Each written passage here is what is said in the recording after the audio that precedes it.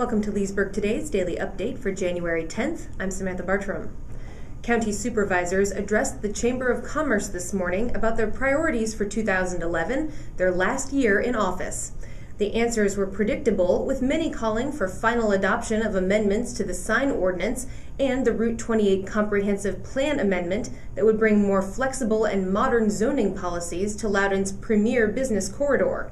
The budget and redistricting will shadow the first half of the year as expected, but many supervisors also took time to note all that will change come November's elections. Supervisors Lori Waters, Sally Kurtz, and Susan Klimek-Buckley have already announced they will not seek re-election. Some supervisors encouraged business leaders in attendance to increase their involvement in county government, whether through advocacy or by running for office. In the wake of the shooting in Tucson, Arizona this weekend, many commented on how difficult serving in public office can be. Still, Supervisor Waters said her 8 years of service also has been rewarding. It is a tough job. It's long hours and it is average pay. You get yelled at a lot. That is true.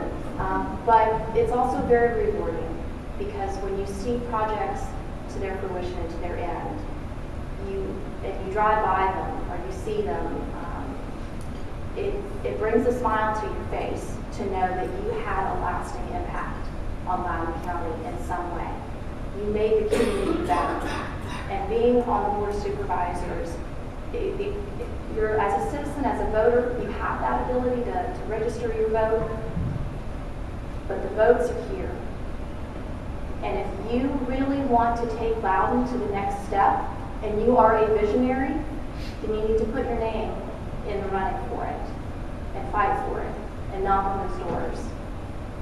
Because I think that we need more people in the business community serving in elected office. You have so much to bring from your experience in business to help Tim and to help our county administration and the entire county government look at doing things differently, because to me that's also how the budget issues are going to get resolved. Potomac District Supervisor Andrea McJimsey used today's Chamber's event as the kickoff for her re-election bid. The first-term Democrat said she gave a lot of thought to whether she would run again, but ultimately decided she still had much she wanted to do for the county. McJimsey said she wanted to see work on energy efficiency and transportation continue during the next term, particularly when it comes to the Metro Rail extension. McJimsey also said much remains to be done on a campaign promise from 2007, getting the focus back on existing communities. McJimsey said she would like to begin work on the Ashburn and Dulles planning areas to ensure residents are seeing the amenities, infrastructure, and cohesiveness they desire. McJimsey won her board seat in 2007 in a three-way race, besting incumbent Republican Bruce Tulloch and independent Ken Mikeman. In education news, the naming committee for Loudoun's next high school will hold its first meeting at 6:30 Monday night at Mercer Middle School.